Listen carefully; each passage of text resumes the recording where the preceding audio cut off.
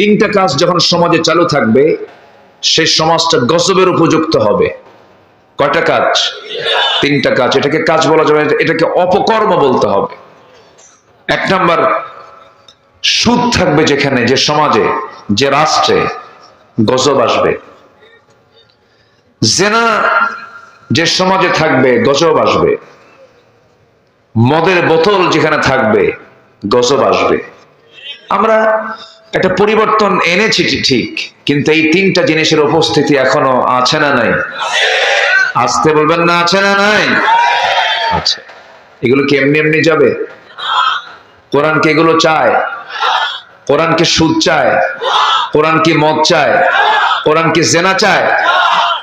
তাহলে কোরআন তো এগুলো কিছুই চায় না। এগুলো আমাদের সমাজে আছে না নাই? আমরা কই, আমরা কি পাইছি? অনেক কিছুই বাদ আছে।